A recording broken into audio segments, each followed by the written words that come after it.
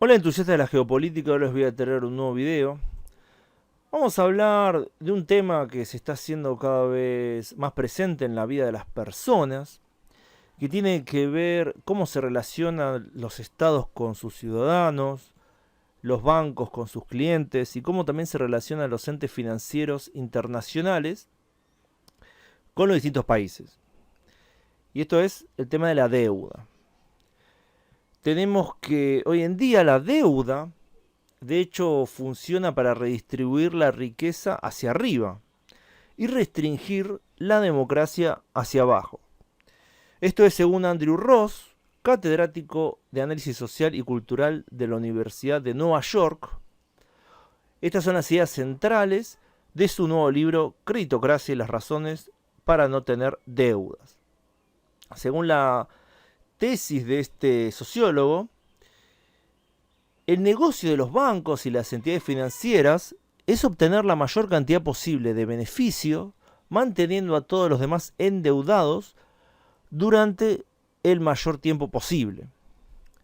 Entonces tenemos que lo que llama creditocracia surge cuando el costo de los bienes, sin importar cuán básico sea, tiene que ser financiado con deuda. Y cuando este endeudamiento se convierte en la condición previa no solo para mejoras materiales de la calidad de vida, es decir, como puede ser pedir un préstamo para hacer una casa o para extender un negocio o algo así, sino también para cubrir las necesidades básicas. Entonces tenemos que hoy en día los trabajadores pobres de todo el mundo tienen que endeudarse obligatoriamente para sobrevivir. Y esto resuena y de hecho es muy similar a lo que pasaba durante el feudalismo. Como dije previamente en otros videos, parece haber indicios de que nos estamos dirigiendo a un neofeudalismo, teniendo en cuenta las grandes compras de propiedades y tierras que están haciendo fondos de inversiones, grandes empresas, y bueno, que pareciera ser que están empujando para el lado de que las personas dejen de ser propietarias, por ejemplo, y tengan que alquilar, sumado a la cuestión del crédito, que tengan que endeudarse.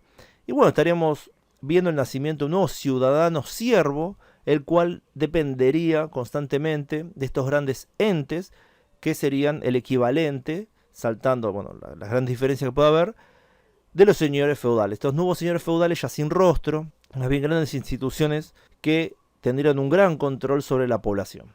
Tenemos que esto tiene grandes implicancias para lo que es el funcionamiento democrático de un país.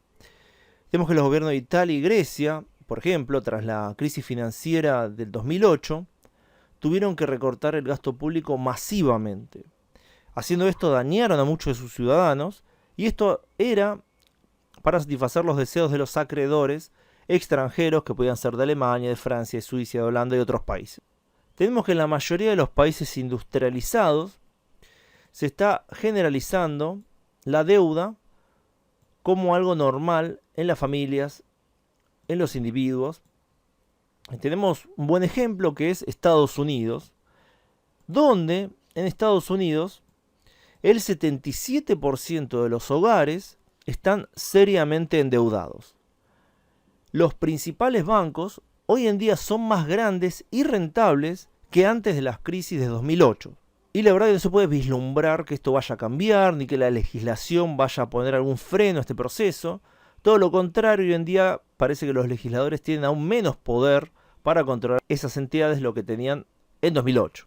A todo esto hay que sumar que los acreedores no les interesa que la gente pague sus deudas. Y esto es porque mientras las personas están endeudadas, los acreedores pueden ganar mucho dinero con justamente los endeudados. Si estas personas pagaran todo, ya no les sirven para este esquema a largo plazo. Ya no es ese ciudadano una fuente de ingresos. Así que el objetivo parece ser el mantener endeudado a la mayor cantidad de gente el mayor tiempo posible. Y esto, bueno, estamos hablando de los ciudadanos, los endeudados y demás. Pero si vamos a un nivel superior, un nivel macroeconómico, un nivel social más amplio, tenemos que hay una especie de reestructuración capitalista, lo que significa que la mayoría de las ganancias para muchas empresas llegan gracias a las actividades financieras como los préstamos. Si bien hay ganancia en la producción de distintos bienes, gran parte de estas nuevas ganancias en este nuevo esquema capitalista se da gracias a los préstamos. Lo que pasa en muchos países del mundo es que las personas viven al límite.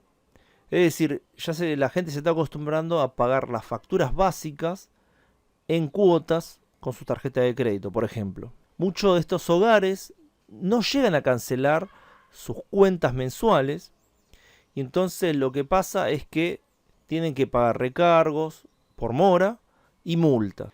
Entonces, al llegar a ese nivel de endeudamiento, se convierte en lo que la industria de los préstamos se conoce como revólveres. Y estos son los clientes favoritos. ¿Por qué? Porque si bien en su vida personal no pueden llegar a fin de mes, tienen grandes problemas, se les puede ir metiendo cada vez más intereses, más multas, más recargos, y esto garantiza a los bancos un flujo constante de ingresos. Y entonces, grandes ganancias de estas entidades dependen de mantener a estas personas endeudadas. Esta industria del crédito se está extendiendo, expandiendo aún más, y tenemos los que algunos denominan bancos de la pobreza. Vemos que hay mucha gente que es muy pobre en los países desarrollados, no tienen un buen puntaje crediticio, pero tienen necesidad de acceder al capital. Entonces lo que sucede es que hay gente, entidades que están dispuestas a prestarle dinero a estas personas, pero claro, como contraparte, lo que tienen es que tienen grandes intereses y son plazos muy largos para devolverlos.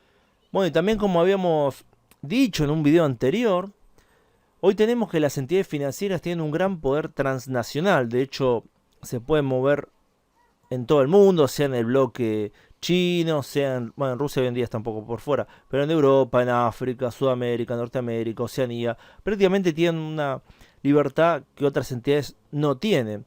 Y lo que está pasando, que muchas veces los estados nacionales específicos se terminan convirtiendo más bien en entes derivados muchas veces de estas entidades financieras, es decir, que actúan básicamente como cobradores de deuda en nombre de los bancos extranjeros.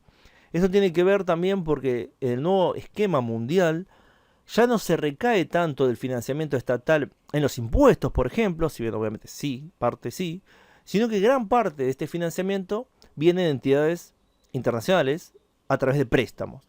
Por lo tanto, los políticos de muchos de estos países ya no responden a sus ciudadanos, o por lo menos no al nivel que lo hacían previamente en una democracia funcional, sino que responden a los acreedores, de los cuales dependen más para su propio sustento. Hoy tenemos que este esquema que en general se aplicaba a los países del tercer mundo, poco a poco se va haciendo más común en los países del primer mundo. Es decir, sí, primero se realizaba en Latinoamérica, África, Medio Oriente, países periféricos, pero poco a poco este esquema se está haciendo más común en los países desarrollados. Así que lo que tenemos, en resumen, es una nueva mutación del capitalismo. Esto ya se venía viendo, de hecho lo venía hablando en otros videos, en el cual va recayendo más el poder en los entes financieros, ya en la cuestión no física, sino en la cuestión del capital por el capital mismo. Al agrandarse el poder del capital, esto se traduce en que tiene más poder sobre las personas, sobre los ciudadanos y sobre los estados también. Entonces vemos esta aceleración hacia un capitalismo más puro, en el sentido de que su poder proviene del capital y a su vez reproduce más capital, que a su vez se da nuevamente a las personas a través de préstamos, lo que a su vez refuerza más aún el capital. Es muy interesante esto. Bueno, la implicancia que tiene social es que eventualmente, bueno, en algunos lados ya prácticamente se puede ver eso, muchos de los ciudadanos terminan convirtiéndose en siervos, muy similar a algo, no siendo dueños de nada, es decir, viviendo en alquileres, teniendo que endeudarse para comprar aún las cosas más básicas. Y bueno, saliendo del esquema del propietario, más bien a un esquema más rentista. Así que bueno, espero que les haya parecido interesante este video. Pongan me gusta si les gustó y compartan si creen que vale la pena compartir. Les dejo la pregunta. ¿Creen que su país ya está dentro de este esquema o no? Lo leo en los comentarios. Gracias a todos por su tiempo y gracias especiales a quienes colaboran con el canal en Patreon, donde pueden acceder a contenido exclusivo, además de aparecer en los agradecimientos de los videos de este canal y mis otros dos canales, Ultra Argentina y Pernada. Nos vemos pronto, saludos.